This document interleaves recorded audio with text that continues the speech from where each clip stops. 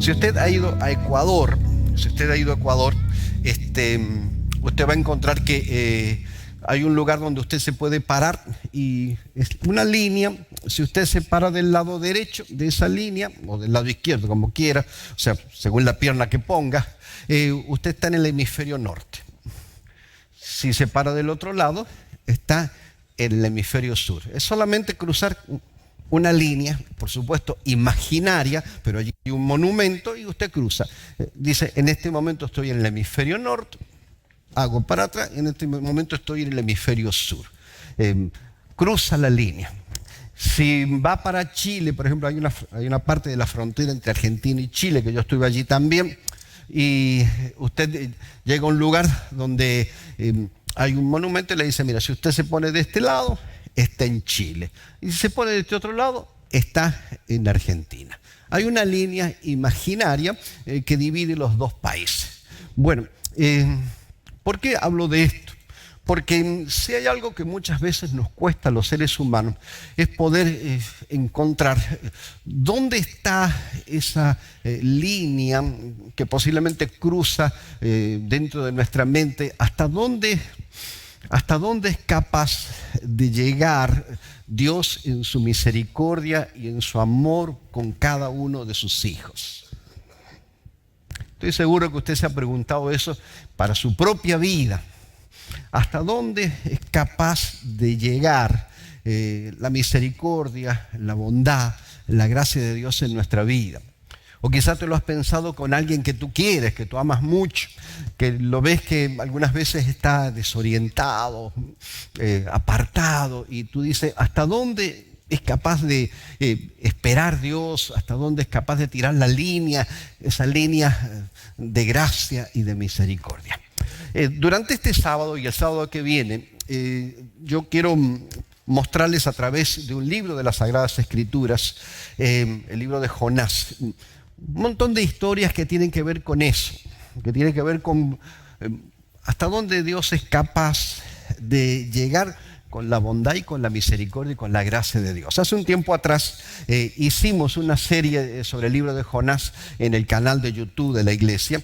Nos gustó muchísimo. Recibí muchos mensajes de que gente quería aprender un poquito más. Y entonces, teniendo la oportunidad ahora de 2 sábados seguidos aquí en el púlpito, vamos a hablar sobre este libro, el libro de Jonás. Y fíjense que son 48 versículos. O sea, tengo 2 sábados, este sábado y el que viene, para tratar de ilustrar esta historia, 48 versículos. O sea, tengo más o menos, diría, 75, 80 minutos por la gracia de Dios. Así que vamos a tener que avanzar bastante, porque ustedes van a descubrir que prácticamente cada palabra del libro de Jonás tiene una enseñanza, una aplicación espiritual en la vida de cada uno de nosotros. Una de las clases que se estudia mucho en la universidad es lo que le llamamos teología aplicada. Es cómo la vida de Dios se aplica, o cómo la escritura, o cómo la vida de Jesús se aplica a la vida práctica de cada uno de los seres humanos. Y Jonás está lleno de eso que se llama teología aplicada. Dice capítulo 1, verso 1, el primero de los 48 versículos. Vino palabra de Jehová a Jonás. Vino palabra de Jehová a Jonás. Aquí yo ya tengo la primera enseñanza. ¿Cuál es la primera enseñanza que me dejó a mí? Cuando tú vayas estudiando el resto del libro de Jonás, vas a ir descubriendo facetas de carácter de Jonás. Y las facetas de carácter que Jonás tiene, prácticamente no hay ninguna faceta de carácter de Jonás que sea buena. La mayoría de las características de la vida de Jonás, su carácter, no son buenos. Una de las características horribles que Jonás tiene es el hecho de ser racista. Tenía motivos posiblemente teológicamente para decir los ninivitas no los quiero porque eran muy malos. Pero finalmente podemos ver y decir, bueno, esta característica de Jonás, de su carácter, está allí. Él es racista. ¿Qué significa? Que denigra a la gente de otra raza. Cuando tú dices, vino palabra de Jehová a Jonás, yo me pongo a pensar, qué bueno que es el Señor, que es capaz de elegir a una persona con esa característica para dirigir un mensaje del Señor. Imagínense que en la iglesia nosotros tuviéramos que elegir un primer anciano, o un líder, un pastor de la iglesia, y que nos dijeran qué características tiene. Pues es racista.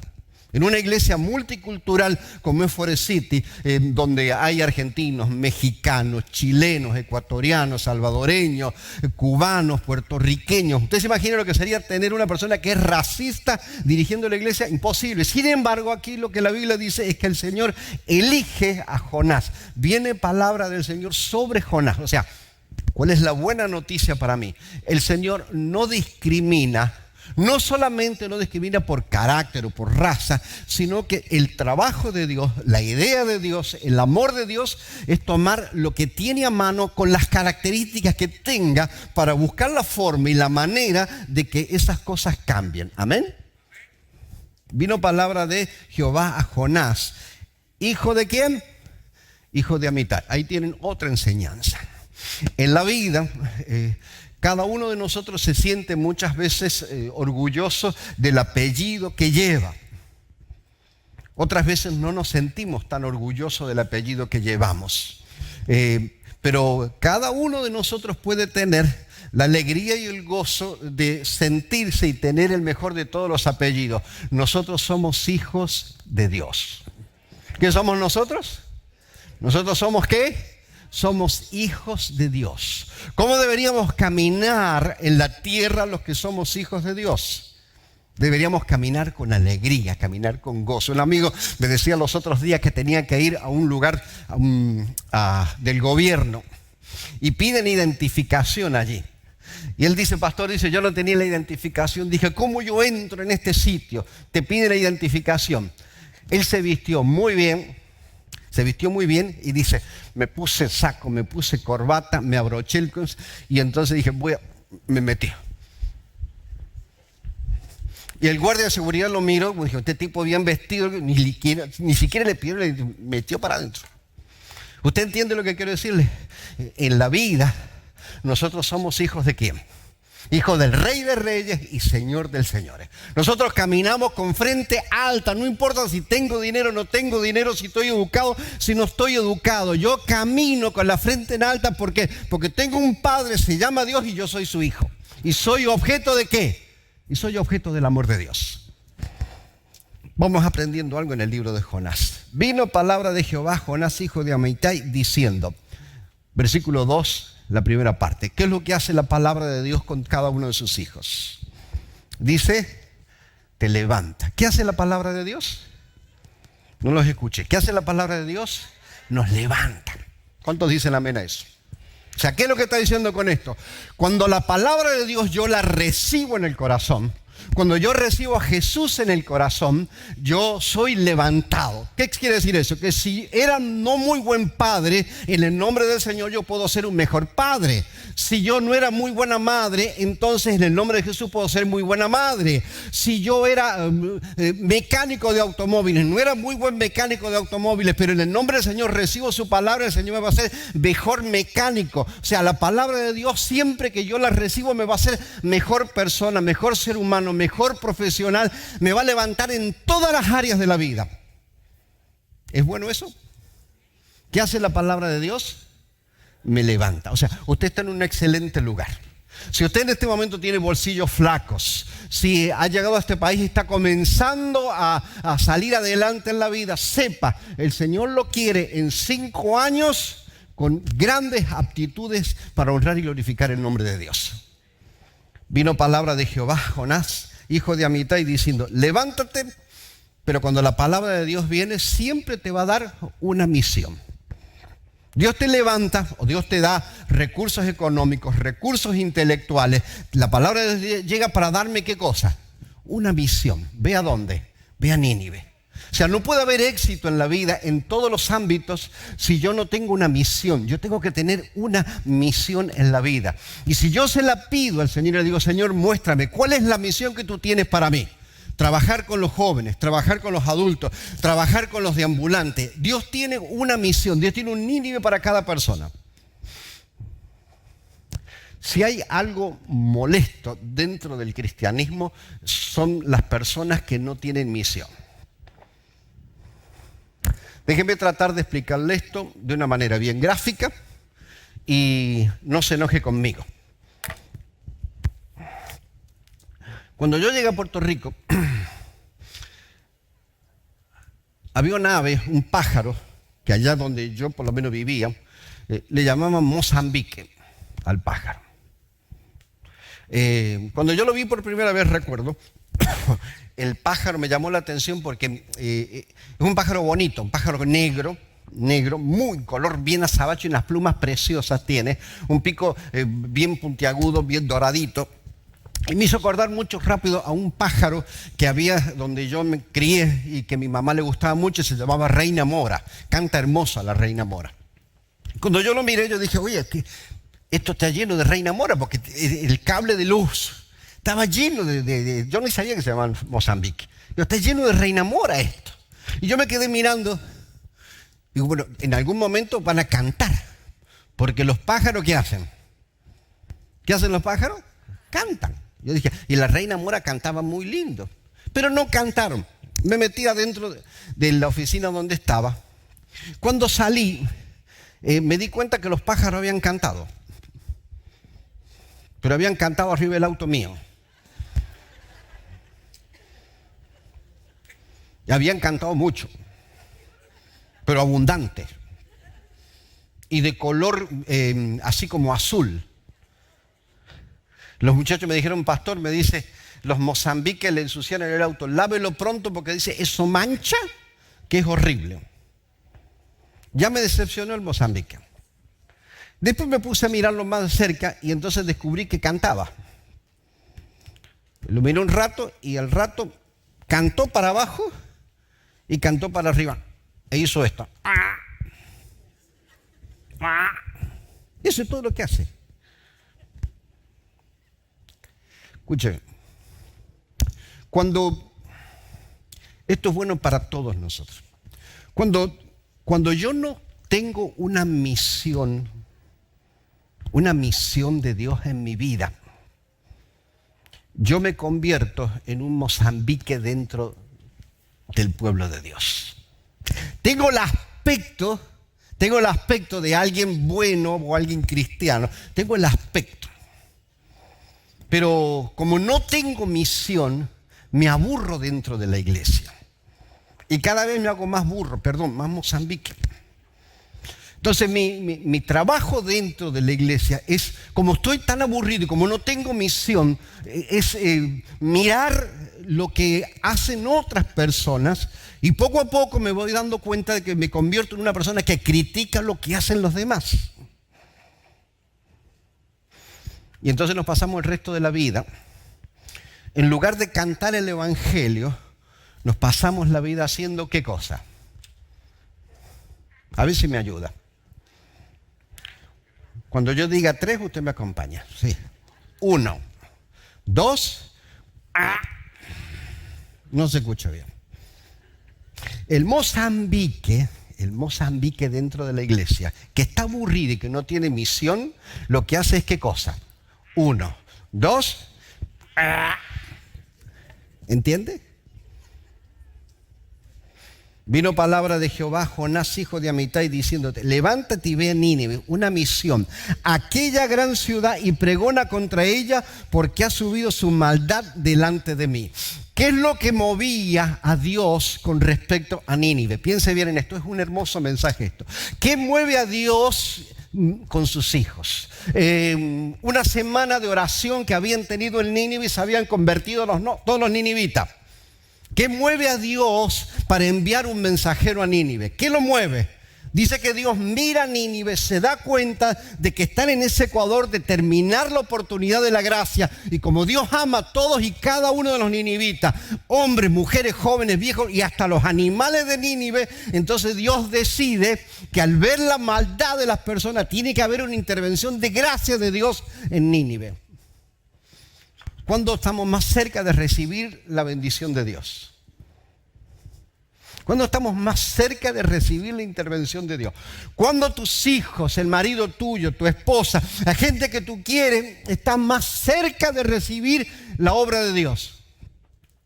Fíjense, a diferencia de lo que nos enseñaron cuando yo era chico, Dios va a ayudar y Dios va a bendecir si tú vienes a la iglesia. Y yo no digo que esté mal que vengas a la iglesia. Lo que yo veo aquí es lo siguiente. Dios ve una persona completamente apartada. Una persona alcohólica, una persona que golpea a los hijos, una persona que golpea a la esposa, una persona que está pero terriblemente mal en la vida. Y cuando Dios lo ve de esa forma y de esa manera, es que el Señor dispara todo lo que le queda en la tierra y en el cielo para salvar a ese hijo. Amén. Y por eso usted está sentado aquí. Por eso yo estoy aquí. Y Jonás dice, se levantó para huir de la presencia de Jehová a Tarsis. Miren, aquí aparece un mapita que yo les voy a poner para que vean más o menos dónde estaba Tarsis. Aparece en la mitad de la pantalla. Miren, ahí está Jope, ahí está Nínive donde Dios lo quiere, y ahí está Tarsis. Jonás desciende ¿a dónde? ¿Desciende a dónde? Miren lo que dice. Jonás se levantó para huir de la presencia de Jehová a Tarsis y descendió ¿a dónde? Quédense con esta palabra. Descendió. Descendió. Cada vez que yo intento consciente o inconscientemente apartarme de la misericordia de Dios, mi vida comienza ¿qué cosa? Mi vida comienza ¿qué? Un descenso. Un descenso. Eso se nota, se siente, un descenso espiritual. ¿Descendió a dónde dice? A Jope. Jope, yo le llamo el lugar, miren dónde está.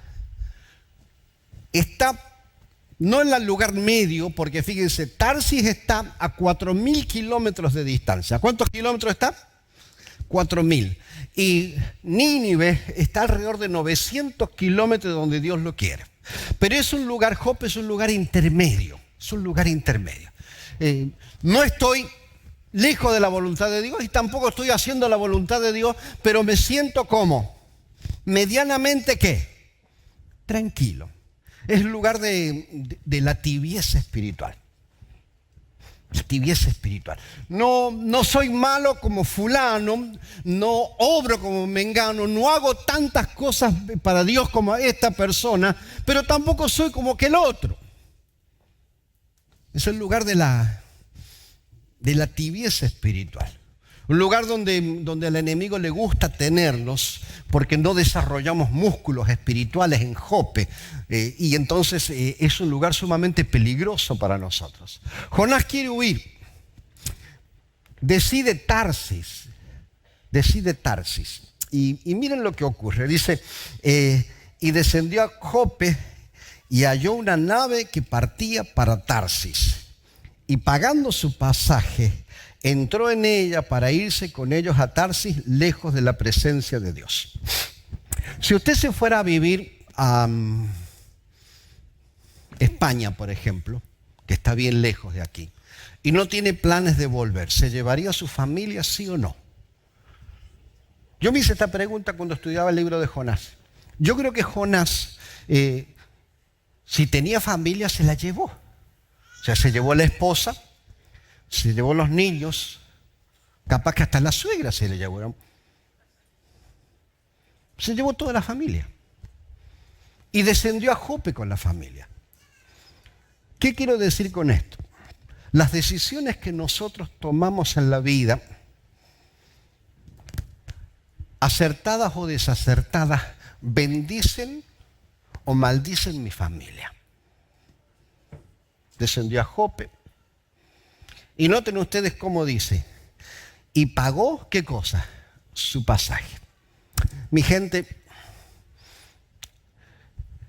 la eternidad es un regalo que Jesús nos hizo en la cruz del Calvario y es gratis. ¿Cuántos dicen amén a eso?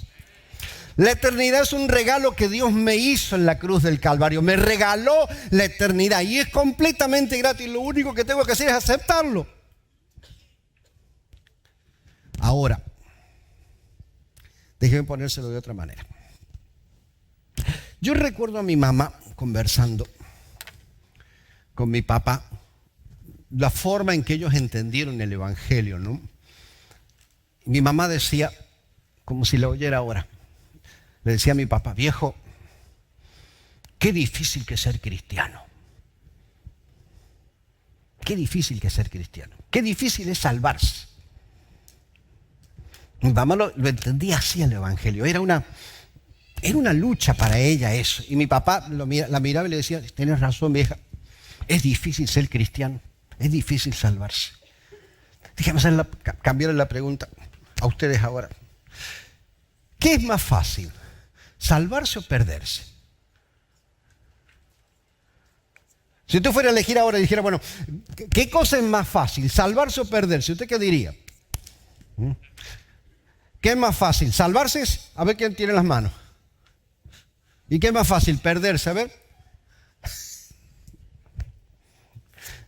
Oiga, desde el día en que Jesucristo, querida, murió en la cruz del Calvario y derramó su sangre por ti, si hay algo que se te va a hacer difícil en la vida, extremadamente difícil, es perderte. Lo más difícil que hay en la vida es perder la eternidad. Porque, querida, cuando Jesús murió en la cruz, te compró con su sangre. Ha derramado su espíritu sobre su vida y te va a perseguir. Y me va a perseguir constantemente. O sea que perderse es inmensamente difícil. Es hacer un ejercicio de voluntad constantemente, de levantarse y decir: yo no te quiero, Dios. No me interesa estar contigo. Quiero irme al infierno. Tiene que decirlo así, para que al final se logre. Porque la salvación es muy rica en Jesús.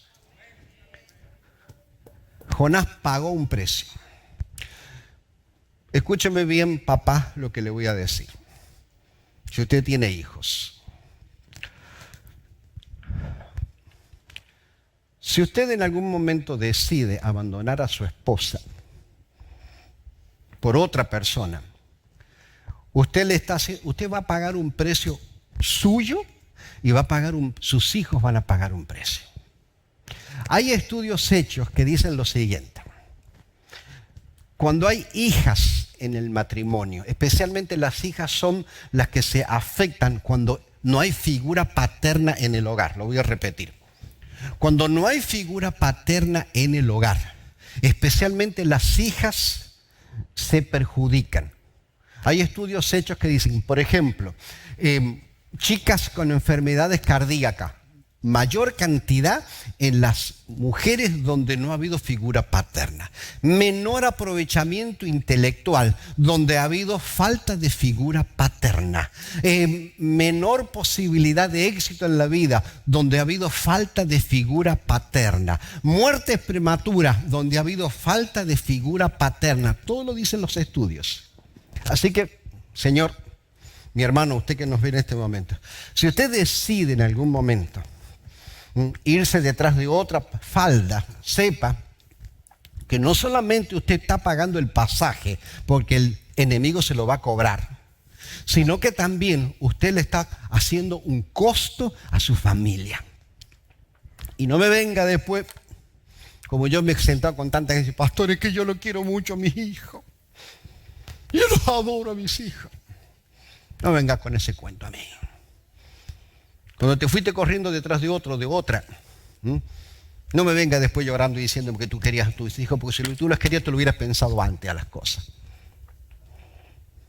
Se paga un precio por huir de la presencia de Dios. No es gratis, el diablo te lo cobra. No te lo va a cobrar en dólares y centavos, pero te lo va a cobrar en angustia, en sufrimiento y el dolor en tu vida y en la vida de la gente que está a tu lado. Lo bueno es que es difícil. Es difícil. Dice el verso 4, léanlo conmigo. Dice: pero Jehová hizo levantar un gran viento en el mar. Y hubo en el mar una tempestad tan grande que se pensó que se partiría la nave. Aquí comienzan lo que a mí me fascina mucho de este libro. Son lo que yo le llamo los peros de Dios. Los peros de Dios. ¿Qué son los peros de Dios? Son las intervenciones portentosas, milagrosas, que muchas veces nosotros ni sabemos que ocurren en favor de nuestra salvación. Es el cielo trabajando en favor de nosotros. Dios lo mira a Jonás con toda su familia que se va muy lejos y dice, yo no te voy a hacer fácil el alejarte de mí.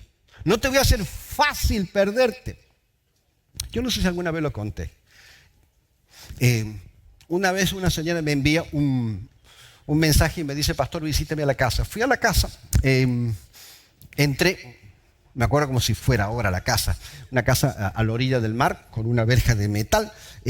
Golpeé la puerta, ella vino, me abrió, no me saludó. Le digo, oye, la hermana, ¿cómo está? Ni me saludó. Entré, me senté, vi que tenía mala cara, así que me senté ahí en la sala y me dice, sacó una carta y me la dio. Me dice, léala. Yo también. Abrí la carta, la leí. En la carta decía, por medio de la presente, yo fulana de tal, quiero ser quitada de los libros de la iglesia. No quiero que nadie me visite, no quiero que oren por mí, quiero que se olviden de mí. Más o menos así decía la carta. Le digo, doblé la carta, le digo, buena hermana, ¿leyó la carta? Me dice. Sí, la leí. Dice, ¿qué dice la carta? Digo, bueno, que usted quiere. Dice, ¿qué más dice? Que no me hablen, no tiene nada que decirme. Lo que quiero es que se vaya. Así. Le digo, pero hermana, váyase, me dijo. Me botó. Me botó como un perro. Me fui. Y pasó el tiempo. Un día me vuelve a dar un mensaje. Me dice que vaya. Yo dije, ¿qué pasó? Se arrepintió.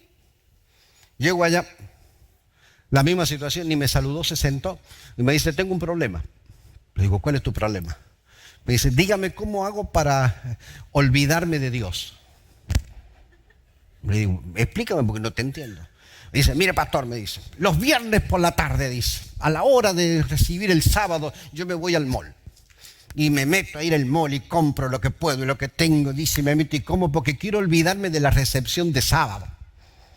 Dice, y estoy ahí en Taco Bell dándome una panzada de pizza mexicana y en la mente me vienen los cantos de recepción del sábado. ¿Cómo hago para olvidarme de eso? Dice, y el sábado por la mañana, dice, el sábado por la mañana me levanto y pongo salsa y pongo merengue y pongo lo mejor, que despierto a todos los vecinos. Dice, pero adentro de la cabeza me viene, fija tus ojos en Cristo. ¿Cómo hago para olvidarme de eso? Y a la hora del culto, a la hora del servicio, a las 11 de la mañana me voy a la peluquería, todos los sábados, y tengo a la peluquera echándome humo, secándome el pelo y me pinto todos los sábados la cabeza que ya estoy quedándome pelada. Pero mientras me están secando el pelo, estoy cantando santo, santo, santo. Dice, ¿cómo hago para olvidarme? ¿Usted entiende lo que quiero decirle?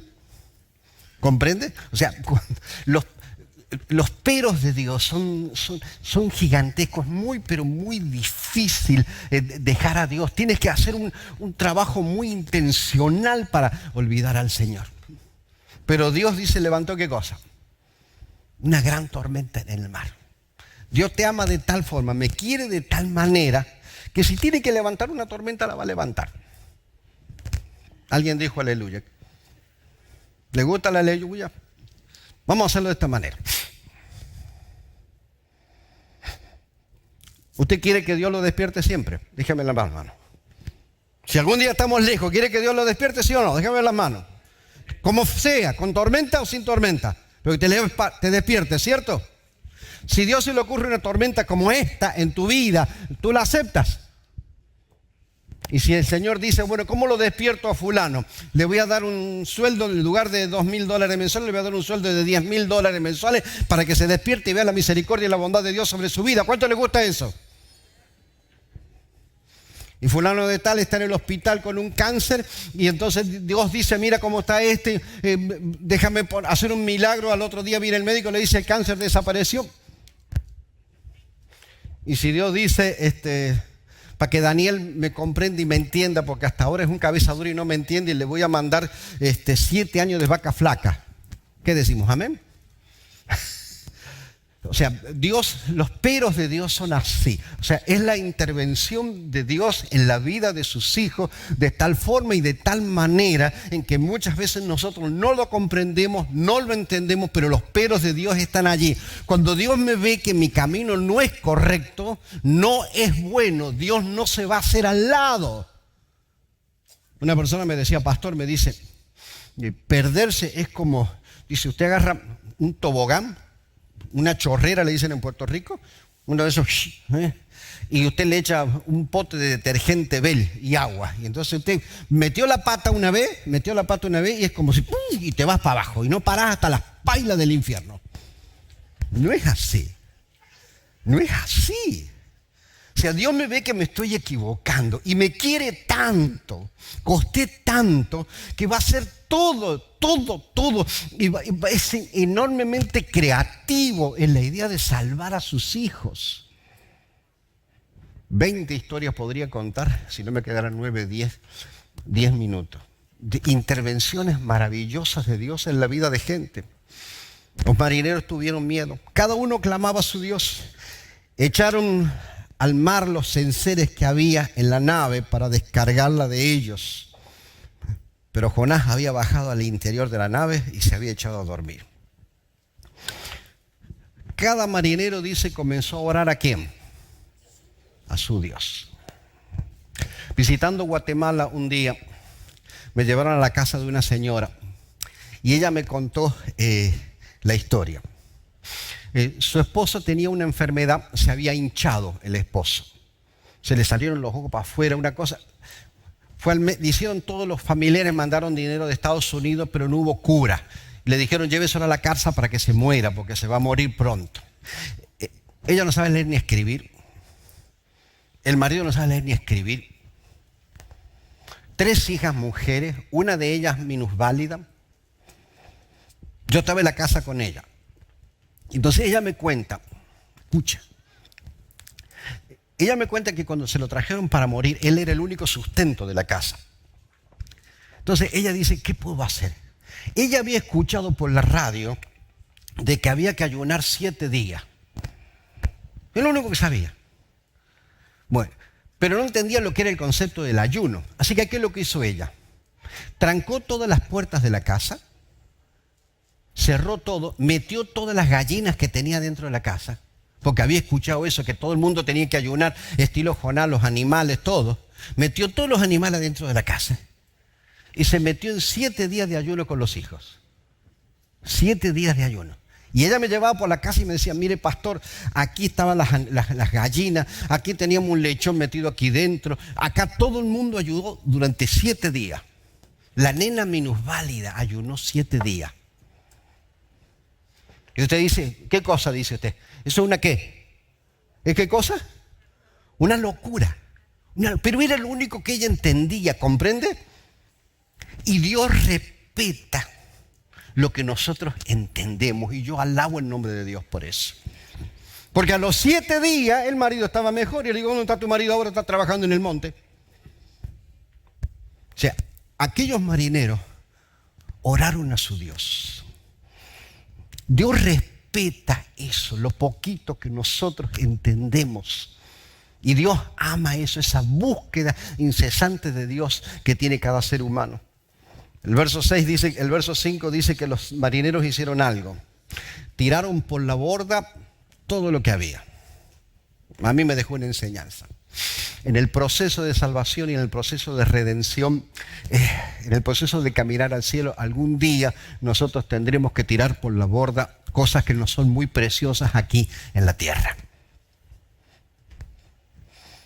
Cosas que no son muy preciosas, tendremos que desprendernos de ellas. Cosas que nos costaron mucho trabajo, mucho esfuerzo, mucho sacrificio, que tenían allí en el barco, tuvieron que desprenderse de ellas.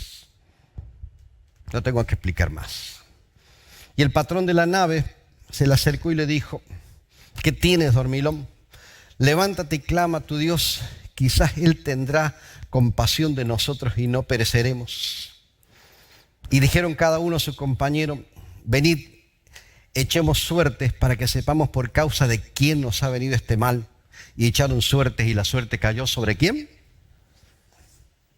¿Cuál es la enseñanza? Un día tú y yo nos vamos a sentar a la sombra de nuestra realidad. ¿Me explico? Un día tú y yo nos vamos a sentar a la sombra de nuestra realidad. Un día vamos a tener que capitalizar lo que hicimos en el pasado, las alegrías de los aciertos del pasado, o nos van a pasar la factura de los errores del pasado. Miren lo que dice. Miren lo que dice. Entonces ellos dijeron: decláranos ahora por qué nos ha venido este mal. ¿Qué oficio tienes? ¿De dónde vienes? ¿Cuál es tu tierra? ¿De qué pueblo eres? Y él les respondió: soy hebreo, temo a Jehová, Dios de los cielos, el mar y la tierra. Y aquellos hombres temieron sobremanera y dijeron, y subrayen esto: ¿por qué nos has hecho esto? Escuche, mamá y papá. Un día los hijos nos van a decir: ¿por qué nos hiciste esto, papi? ¿Por qué nos hiciste esto, mami? Si obramos con misericordia y obramos con bondad y obramos con el Espíritu de Dios, de una forma u otra nuestros hijos serán bendecidos por nuestros actos. Amén. Pero si un día nosotros nos desviamos y elegimos vivir para nosotros mismos, cuando el tiempo pase, un día ocurrirá eso mismo. Los chicos vendrán, que ya serán gente grande, y nos dirán: ¿por qué nos hiciste esto, papi? Si tú conocías el camino, si tú conocías la verdad, si tú conocías la vida, ¿por qué nos hiciste esto? ¿Saben? Los estudios dicen que la mayoría de los chicos que no han ido a la universidad, que no han sacado una profesión, cuando pasan los 30 años, acusan a sus padres. Y le dicen: papi, ¿por qué no me mandaste a estudiar? Porque tú no querías. ¿Por qué no me obligaste? Me hubiera obligado a fulanito, mira que tiene un doctorado en ciencias económicas, los padres lo obligaron a estudiar, ahora tiene un doctorado y gana muy bueno y es un profesional. Tú no me obligaste, que tú no querías, me hubiera obligado. Los hijos le reclaman a los padres: ¿por qué nos hiciste esto? Y le dijeron: ¿qué haremos contigo para que el mar se aquiete? Porque el mar se iba embraveciendo más y más. Y le respondió: tomadme y echadme al mar, y el mar se os aquietará, porque yo sé que por mi causa ha venido esta gran tempestad sobre vosotros. El problema para nosotros los cristianos no es lo que no sabemos. El problema para nosotros los cristianos es lo que sabemos y el mal uso que le damos a lo que sabemos. Voy a volver a decirlo, me parece un lengua traba. En la iglesia, con tantos años de servir e intentar servir al Señor, si hay algo que yo he escuchado muchas veces es que la iglesia necesita conocimiento, necesita ser enseñada la iglesia, que la gente se pierde por falta de conocimiento. Con los años yo descubro que para mí no es así. El problema es lo que nosotros sabemos y el uso defectuoso que le damos a la información que nosotros tenemos. Jonás sabe. ¿Qué es lo que Jonás sabe? Cuando usted lee el capítulo 4, usted va a ver que Jonás sabe exactamente lo que necesita para salvarse. No necesita más nada. Jonás sabe, mire, se lo leo. Dice el capítulo 4, dice: oró Jehová Jonás y le dijo: yo decía esto aún estando en mi tierra, por eso me apresuré a huir a Tarsis, porque yo sabía que tú eres un Dios clemente, piadoso, tardo para enojarte y de grande misericordia, y que te arrepientes del mal. ¿Qué es lo que sabe Jonás? Sabe lo esencial en la vida. ¿Qué es lo que sabe? Que Dios es bueno. Que Dios es bueno. Si yo logro, papi, si tú logras pasarle a tus hijos ese conocimiento: Dios es bueno, Dios te ama, tú eres único para el Señor. Si yo logro pasar ese conocimiento, es suficiente. Sin embargo, Jonás lo conoce el conocimiento, lo tiene en el corazón, lo tiene y dice: ¿cómo lo uso? ¿Cómo lo uso? ¿Y qué es lo que dice? Échenme al mar, porque yo sé que el problema se acaba ¿con quién? El problema se acaba conmigo. ¿Cuánta gente ha pensado eso alguna vez? El problema se acaba conmigo. ¿Mm? ¿Sabe cuánta gente se intenta quitar la vida en el mundo constantemente porque comprenden que el problema de la familia se resuelve cuando yo no esté? Hay gente que lo intenta, gente que se ha quitado la vida pensando, si yo no estoy, el problema se resuelve. Gente que tiene el conocimiento, la inteligencia, la sabiduría del Espíritu Santo para entender que el Señor puede hacer nuevas todas las cosas. Sin embargo, Jonás dice, yo sé cómo se resuelve esto, écheme al agua, écheme al agua. Y aquellos hombres, verso 13, impresionante. Y aquellos hombres trabajaron para hacer volver la nave a tierra.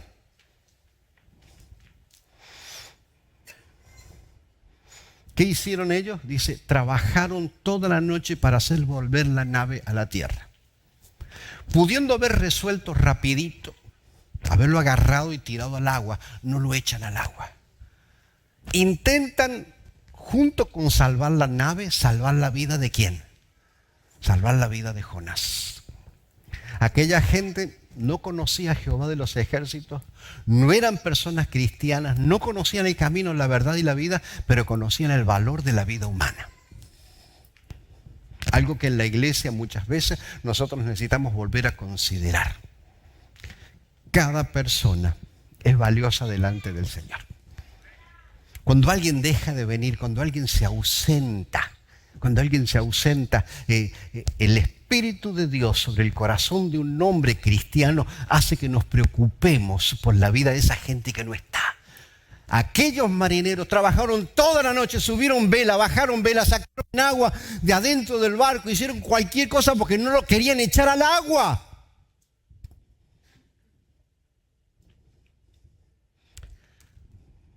Perdone si ofendo a alguien, pero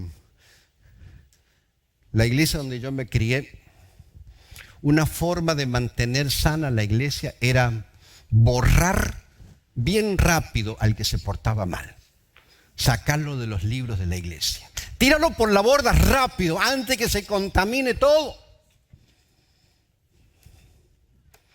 Aquella gente actuaba mejor que muchas veces nosotros. Tú sabes que alguien... Yo tenía una muchacha, llego a la casa, llego a una iglesia, una muchacha, pobrecita.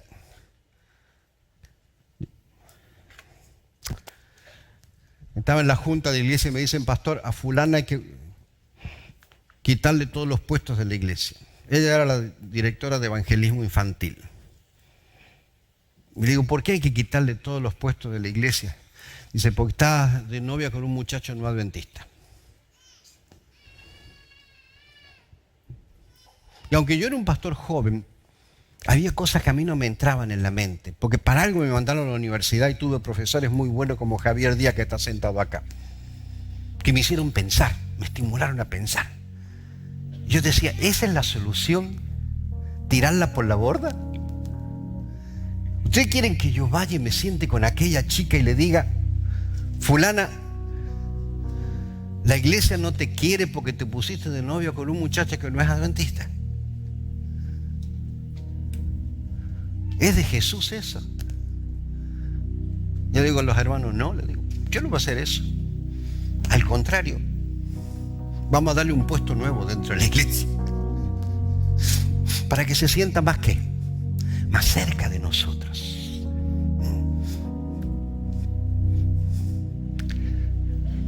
Yo tenía que avanzar hasta este versículo antes de que los chicos canten. Dice, y tomaron a Jonás y lo echaron al mar, y el mar se aquietó en su furor. Y temiendo aquellos hombres a Jehová, con gran temor ofrecieron sacrificio a Jehová e hicieron votos. Verso 17. Pero Jehová, el mismo Jehová que había con su pero levantado una gran tormenta, ahora que Jonás cae al agua, que comienza a ahogarse, que comienza a hundirse, dice, Jehová tenía preparado un gran pez que tragase a Jonás. El Señor siempre tiene algo preparado para nosotros, sus hijos. Nos mira a cada uno de nosotros con una ansia terrible de salvación que nosotros no entendemos. Y el Señor siempre tiene algo, un pero. Siempre tiene un pez preparado para cada uno de nosotros. Los chicos van a cantar algo muy lindo que me gusta. Yo quiero que mientras ellos cantan, usted piense, hable un ratito con el Todopoderoso. Recuerde los peros de Dios. ¿Alguien se acordará de algunos momentos donde Dios se te ha plantado enfrente de alguna manera y te ha mostrado un camino distinto?